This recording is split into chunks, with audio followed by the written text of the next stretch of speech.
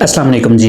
FBR अब उन लोगों के पीछे पड़ गया है जिन लोगों ने अपनी रिटर्न्स नील की फाइल की हैं। जी हाँ, वीडियो देखने से पहले आपसे रिक्वेस्ट करेंगे कि वीडियो को एंड तक ज़रूर देखा करें ताकि आपका सारा कॉन्सेप्ट अच्छे से क्लियर हो सके। जी हाँ, नील रिटर्न से मुराद ऐसी रिटर्न्स हैं कि एक बंदे ने अपनी रिटर्न तो फाइल की, लेकिन उसने उस रिटर्न के अंदर अपनी हर चीज़ जीरो जीरो शो की। उसने बताया जी कि मेरी इनकम भी नहीं है, मेरे एक्सपेंसेस भी नहीं है, मेरे पास एसेट्स भी नहीं है, मेरे पास कैश भी नहीं है और बैंक भी नहीं है, और अपनी नील की रिटर्न सबमिट कर दी।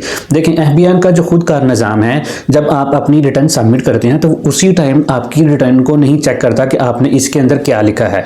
जैसे ही आप अपनी रिटर्न को सबमिट करते हैं तो उनका ऑटोमेटिक सिस्टम थोड़ी ही देर में आपका स्टेटस एक्टिव फाइलर कर देता है। एफबीआर को इस चीज़ का कैसे पता चला? एफबीआर जब आईएमएफ के पास गया तो उनको ये बताने के लिए कि देखें जी, हमारे फाइलर्स की तादाद तो बढ़ गई है। उन्होंने आगे से काउंटर क्वेश्चन किया कि ठीक है, आपके फाइलर की तादाद तो बढ़ गई है, लेकिन आपके टैक्स कलेक्शन अभी तक वहीं के वहीं पड़े हुए हैं। हमने जो आपको टारगेट्स दिए थे वो तो आपके पूरे ही नहीं हुए, आपको तो रेवेन्यू कलेक्ट ही नहीं हुआ। तो फिर एफबीआर को समझ आई कि जी हाँ, कुछ लोग ऐसे हैं जो अपनी रिटर्न्स तो सबमिट कर रहे हैं, लेकिन उन रिटर्न्स के अंदर अपनी इनकम बिल्कुल शो नहीं कर रहे, लेकिन एक्चुअल में उनके पास उनकी इनकम मौजूद है। ये लोग क्या कर रहे थे? अपनी रिटर्न जीरो की फाइल करते थे और सारे काम कर रहे थे, प्रॉपर्टीज भी खरीद रहे थे, न्यू इन्वेस्टमेंट्स भी कर रहे थे, बैंक से प्रॉफिट्स भी ले रहे थे। तो इस चीज को कंट्रोल करने के लिए एफबीआर ने इनके ऊपर एक चेक लगा दिया। अब नई अमेंडमेंट्स के अकॉर्डिंग एफबीआर ने क्या करा?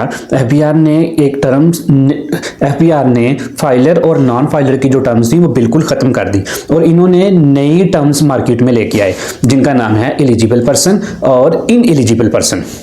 जी हाँ, एलिजिबल पर्सन की डेफिनेशन आपके सामने रखते हैं। एलिजिबल पर्सन से मुराद एक ऐसा पर्सन है जिसने पिछले साल के अंदर अपनी रिटर्न फाइल की हो और उसके पास सफिशिएंट रिसोर्सेज भी मौजूद हों। अब क्या होगा, जब भी आप किसी डीलर के पास जाएंगे और उसको कहेंगे कि भाई मैं गाड़ी खरीदना चाह रहा हूँ, तो वो फौरन आपकी रिटर्न खोलेगा और उसके अंदर जितनी टर्म्स एंड कंडीशंस हैं उनके साथ टैली करके आपको बताएगा कि आप एलिजिबल हैं या नहीं हैं। लेट्स से आपने अपनी रिटर्न नील की सबमिट की हुई है और आप डीलर के पास जाते हैं और उससे जाके कहते हैं कि जी मैं गाड़ी खरीदना चाह रहा हूं। डीलर फौरन आपकी रिटर्न को देखेगा और टर्म्स एंड कंडीशंस के अकॉर्डिंग जब रिटर्न को इवैल्यूएट करेगा और आपको बताएगा कि भाई आपकी रिटर्न के अंदर तो आपके पास रिसोर्सेज ही नहीं है, आपके पास तो कैश ही नहीं है, आपके पास तो बैंक बैलेंस ही नहीं है, तो आप कैसे अपनी गाड़ी खरीद पाएंगे? बिल्कुल पहले क्या होता था कि अगर किसी ने अपनी प्रॉपर्टी खरीदनी है, उसने जिंदगी में कभी भी रिटर्न फाइल नहीं की होती थी, तो डीलर उसको कहता था कि भाई आप प्रॉपर्टी खरीदना चाह रहे हो ना, तो आप अपने आप को फाइलर कर लो। जैसे ही वो बंदा अपने को फाइलर करता था और नील की रिटर्न फाइल करता था, उसके अंदर बताता था मेरे पास कोई चीज नहीं है, लेकिन उसका स्टेटस एक्टिव हो जाता था और फाइलर वाले सारे बेनिफिट्स वो एंजॉय करता था। इसी चीज को कंट्रोल करने के लिए ये एलिजिबल की डेफिनेशन अमेंडमेंट्स के थ्रू ऑर्डिनेंस के अंदर, टैक्स लॉ के अंदर इंट्रोड्यूस की गई। अब कोई भी बंदा जब तक उसके पास सफिशिएंट रिसोर्सेज नहीं होंगे, जब तक वो एलिजिबल नहीं होगा, तब तक वो कोई भी चीज़, कोई भी प्रॉपर्टी नहीं खरीद सकेगा, इन्वेस्टमेंट्स नहीं कर सकेगा, बैंक के अंदर अपने अकाउंट्स ओपन नहीं कर सकेगा, न्यू शेयर्स नहीं खरीद सकेगा।